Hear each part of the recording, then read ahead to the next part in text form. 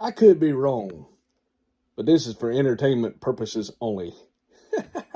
I figured I'd throw my hand in the hat, so to speak, on the pyramids, how they were built.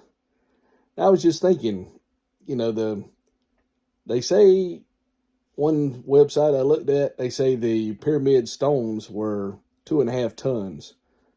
Well, the Easter Island, those stones where they carved the figureheads and those statues were about 13 tons, and they were able to move 13 tons.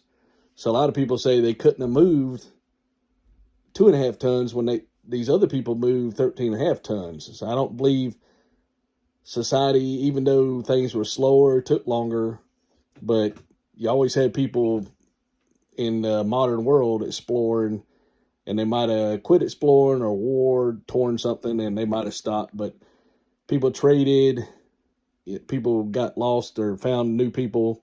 So people are always running into everybody, no matter where you was from. And used to, people were all together, and then they separated. So a lot of them had the same knowledge, according to some things we've read, and people migrated and they kept some of the same knowledge, and people rediscover stuff. So my opinion, now this is just opinion, it doesn't mean anything, but if they were able to move those 13 tons on a island, with ropes and everybody pulling with what they had, the Polynesians, why couldn't people move 2.5 tons? Now, instead of building a ramp up the pyramid, I think they would have started at ground level, and they had a purpose for it, probably their religion of the time. And they say some of them are built to resurrect the dead gods and all, but you never know, or for the afterlife. But I believe they kind of, a lot of it was religious of what was important, or their mark or their destiny, or what they thought would happen when they died. Because why else would you spend all this time doing it when you need food, water, shelter to survive? Nobody's living in these things. So why are they doing it? Because it's inert. It's their strong beliefs, that higher purpose at the time, what they believe in. But I believe that they built the ground up. At first it was level, where they made it level as they could, and they was able to pull these stones. They probably had horses and everything, and they were able to pull the stones and line them up in place. And then they would level the ground. They'd pack it down, harden it where they could pull the next set of stones on top of that layer. And then they would cut it, even though it says it's been precise, if you take time, you could have cut the edges you're going up, and then they just fill the layers in. They could have done one side, or the whole area, because they had like 20,000 or 50,000 workers, and they could have just filled up the whole area, 10, however big the stones are at this area, and made the ground around it, pulled the stones where they wanted to go, cut the chambers, then built up there again, all the way till they got to the top. So, it took a long time, but they didn't build stuff back in the days like we do now. Some of the stuff would take 12, 14 years. So they built all this stuff up and got to the top. And then they put the outside coating on it as they were coming back down, and they would remove all the earth away from it. So, it'd be a symbol. I don't know how in the world they got it to the 33-degree parallel, but they must have been able to figure it out.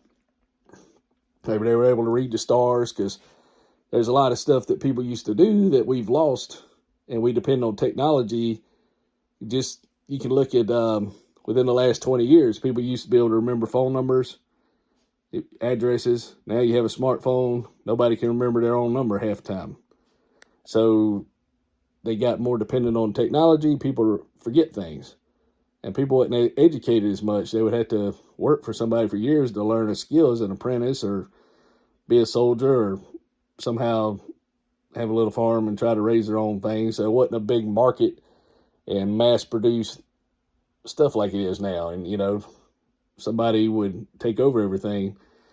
But yeah, that's what I kind of think. I think they filled it up with dirt, and you never know. It might not have been a desert back then. It might have been lush forest. So they had plenty of logs to work with, and just over using their resources, they could have just made it all a desert. And eventually everything went away, or locusts could have killed it, or drought, famine, and something poisoned the soil. You never know. It might have been all luscious green at one time, because they were saying it was a land of milk and honey, but a lot of it's desert. So what happened to the milk and honey? You know, things change. You can see when people cut down the woods, the landscape can change, and it takes years to recover. But yeah, that's what I think. Or they just, as they got higher and higher on the pyramids, they just fill up the whole area with earth, make it hard, or at least hard enough to support 2.5 tons. So, you know, the beach, you could, the beaches support 2.5 tons a car. You know, when the tide comes in, it's packed down, and that's sand. So you could wet sand, make it stronger. If you have enough built up, kind of make it like hard enough to pack down if it's wet. Or, you know, they could have laid something, make it hard enough to do it. You have all them people.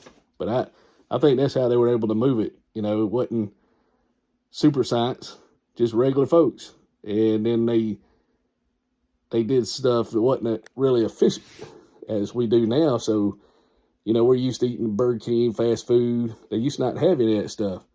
People used to cook at home. It'd take all day. You spend all day doing chores, cooking, and that was a whole day work.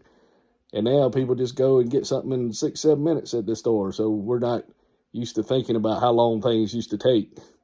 Like you can get lumber, boards, you know, or a house company just orders a bunch of boards and you build a house. Well, sometime in the old days, not that long ago, they had to take the wood, take all the bark and let it dry naturally for months before they could use that to build a house. And some of those houses are harder than the houses now. You can't hardly drive a nail in it, you know. So that's what I think. There's this old way of doing things that we don't realize that they just took for granted, you know. So that's how they were able to physically accomplish it. They just built the dirt up where they needed, how high they needed to go, as they moved the stones, and then took it all away. Probably used it for something else. Maybe filled in some holes, or, you know, built houses out of it. Whatever you can do with it. But that's just my little opinion, how the pyramids were built.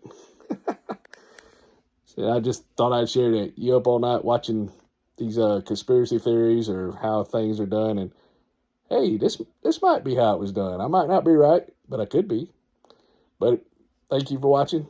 Don't forget to subscribe, and we'll talk at you later.